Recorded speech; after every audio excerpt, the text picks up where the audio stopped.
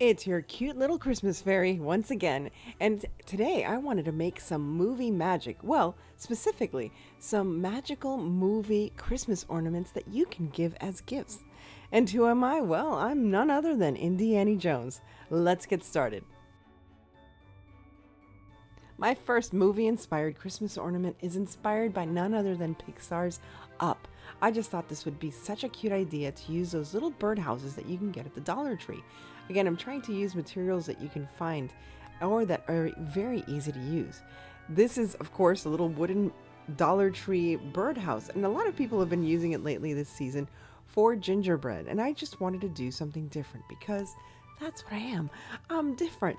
But I do want to share that on my Christmas tree, I do have a lot of ornaments that are movie themed or movie inspired, from Star Wars to Disney to everything in between, including old classic movie Christmas films such as It's a Wonderful Life. Yeah, believe it or not. I have an It's a Wonderful Life Christmas ornament. Many of the ornaments I have are from Hallmark and they get pretty pricey. So that's why I decided to make some of my own. So here I am just painting all the different colors of the Up house. And that's one of the most fun things to do, is that the house from Up has all these wonderful colors.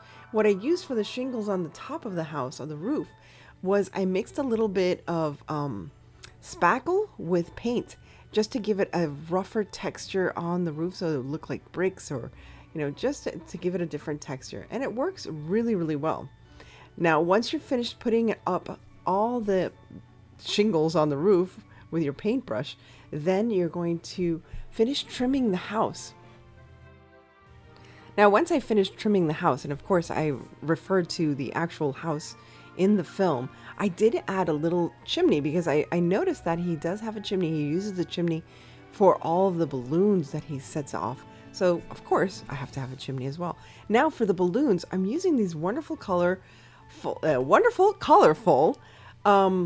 styrofoam balls that are used as vase fillers, and you can get them at the Dollar Tree. I love all these wonderful bright colors, and I think this would be so perfect for an ornament. Now, what I did was I strung them on wires so that I can control how the balloons are all together. I think I have 5 wires there, 1 in the middle and 4 on either side, 1 on each, I guess, going east, west, north, and south.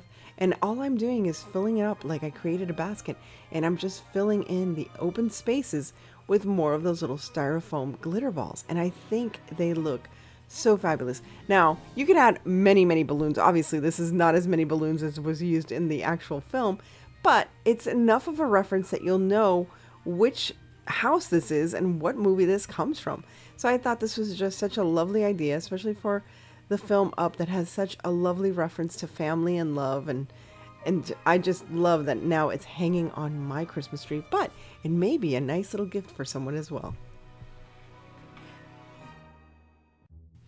My next movie-inspired ornament comes from Disney, from the original Sleeping Beauty, and yes, I chose to have a villain, Maleficent.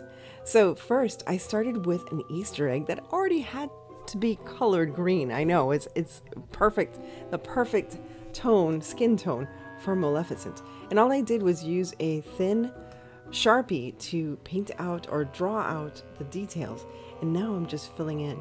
I actually did this video last year when I was live, and I was surprised at my drawing skills, as this was the first time I had ever done something like this. So now, to continue with that beautiful egg, I thought it was just absolutely beautiful. I need to add, of course, those wonderful horns that are just perfect for her character, right? I mean, everybody knows those Maleficent horns. And so what I'm using here is that foam that I love, that foam clay. The foam clay is very light and it's perfect. I had originally made air dry clay horns and it didn't work. They actually cracked, they were heavy, they fell off, and it just was not very good. Because this egg is styrofoam to begin with, it's going to be very easy to stick this straight to the styrofoam. I didn't even have to use glue. So this foam clay is perfect for any kind of projects having to do with styrofoam. So first I had to do her headdress, and there you go. I just flattened it out and cut out the segments for her eyes. You know, she has that widow's peak in the middle. And then the foam is just going to attach directly to the styrofoam egg, and the same thing with the horns. Now I did put in a bit of wire or a toothpick just to keep them steady and just to make sure that they were well anchored to the egg itself and not just to the foam headdress. Now I'm painting it with a licorice black from Folk Art. It's a very glossy black, which I thought is perfect for this headdress. I really enjoyed making this one because I do enjoy having some Disney characters on my Christmas tree. I do have Snow White and some other characters, and now of course Star Wars is part of Disney as well. So here I am just finishing up, and I also created a cowl to go right around her, where her neck would be, I suppose. Now I'm using this wonderful glitter paint from Folk Art, and it is like a black based glitter. It's just perfect because I thought, you know, it's Christmas. She deserves to have a glittery headdress just so she can sparkle on my Christmas tree, or the Christmas tree of the person who will be receiving this. And here I am just doing the final touches, and there she is in all her glittery majesty. I really like it.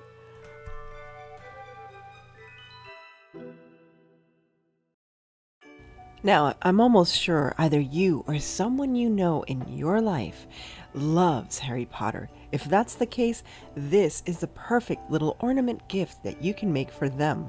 Yes, it's the sorting hat from Harry Potter. And again, I'm using that wonderful foam clay. I know, I can't get enough of it. It's just so easy to use, and it's non-toxic. It dries pretty well within a day, and just very easy to use. The only downfall to this clay is that it does not keep very specific details. So if you use it in a mold or something, it's not going to keep very refined details. For that, you need the air dry clay. But for other items, this is absolutely perfect, especially for this with the sorting hat, because it's supposed to look like felt. You can also make this out of felt, but I just thought the clay was so much easier to work with. So here I am just making the brim, and as you can see, all I did was flatten out some clay with a can of baking soda or baking powder and just making the top of the hat. So I made the brim, and now I'm working on the top. And the interesting thing about the top is that all of the wrinkles actually creates the character of the sorting hat. I always love this idea. Such a cool, what a wonderful concept that J.K. Rowling shared with us in sharing the story of Harry Potter. And there you can see the details of his little face. And now I put the two of them together, and again, it's so easy to do with this foam.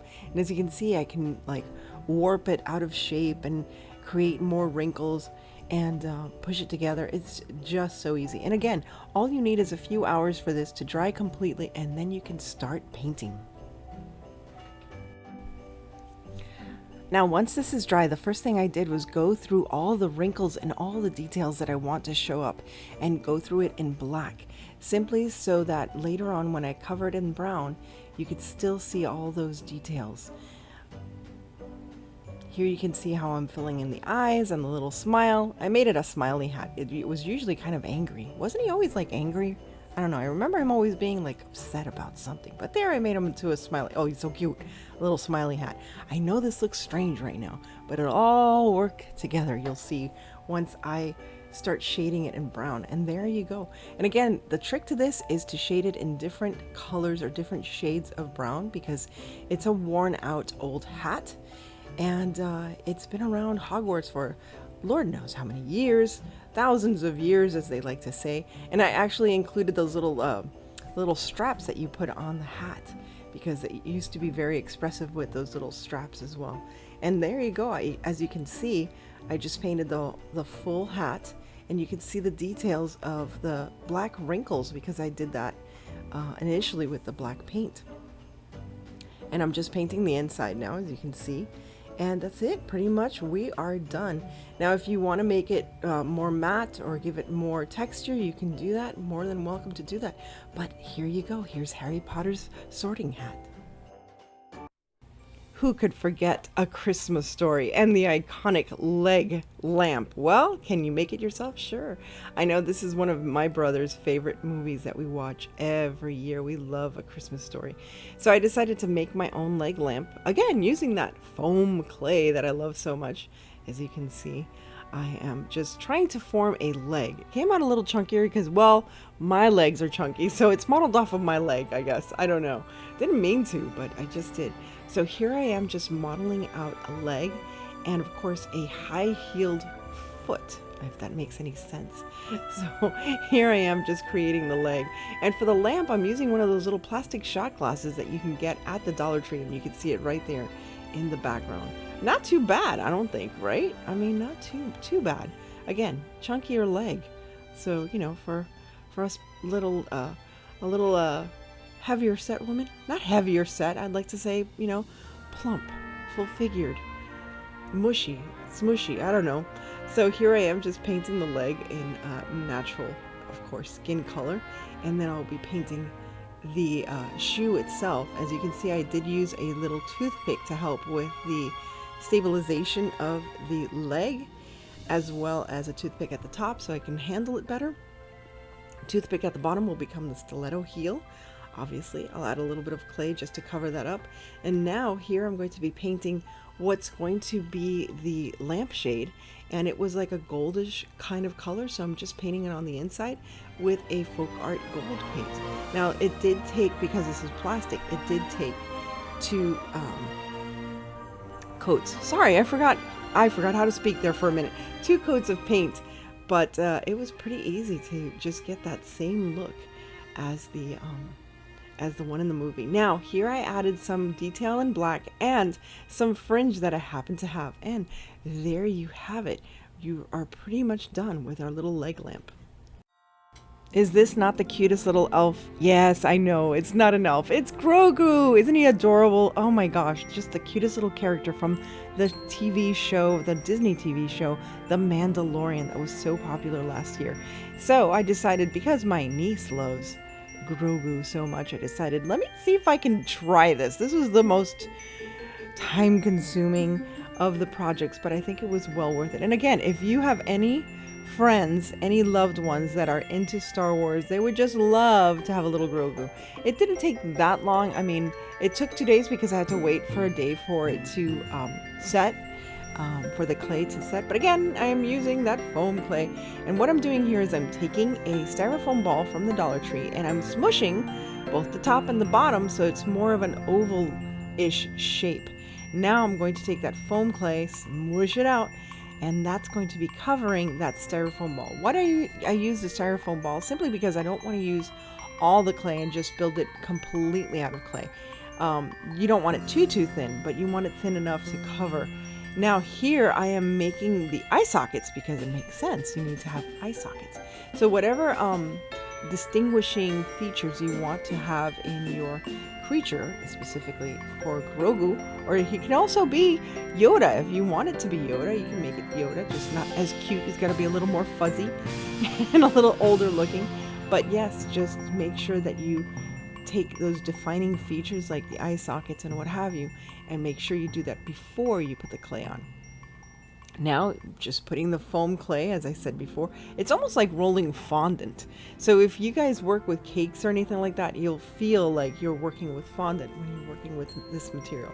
It's just so easy to, again, manipulate and work with, and it's a lot of fun to work with your kids.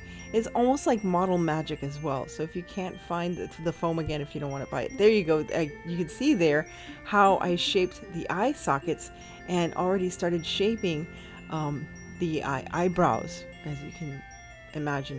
Here I'm trying to shape the wrinkles on his head and his little nose. You can see his tiny little nose. He has a tiny little nose. It's the cutest thing.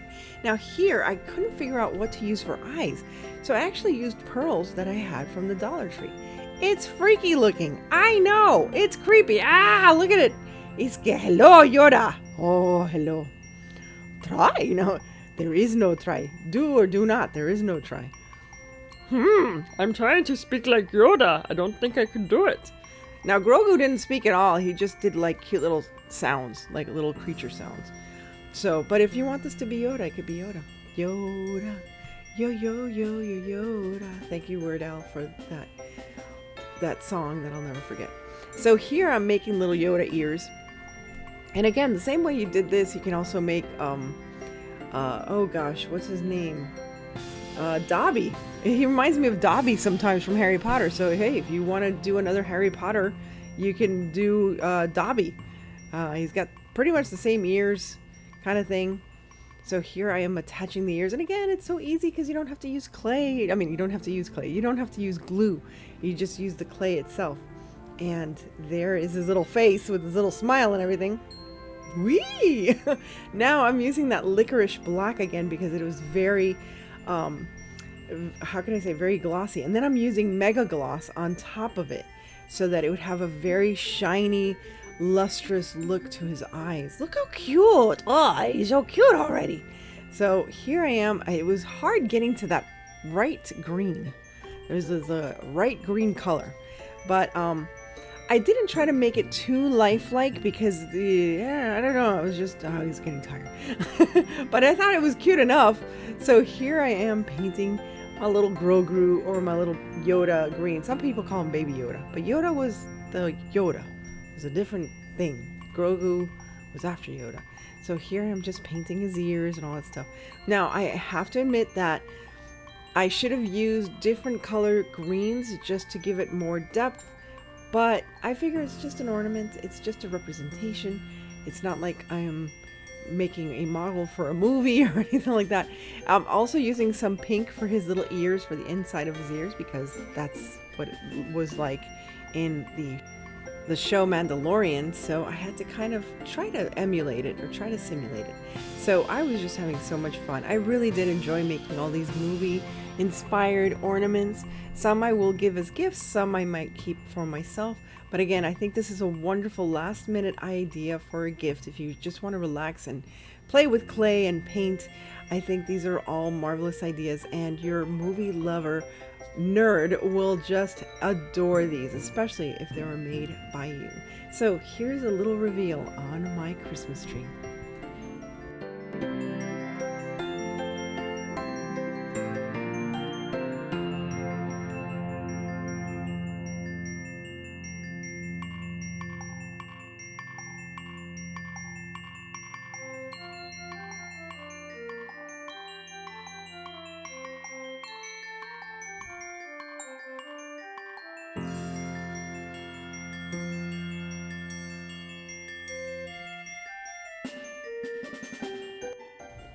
Thank you again, dear friends, for stopping by. You have no idea how much I appreciate you coming by and visiting, and I hope that this serves as an inspiration for cute ornament gift ideas. Thanks again, and as I always say, stay safe, be kind. God bless each and every one of you, and remember to live the adventure. Please like, share, and subscribe so that I can continue being inspired by you.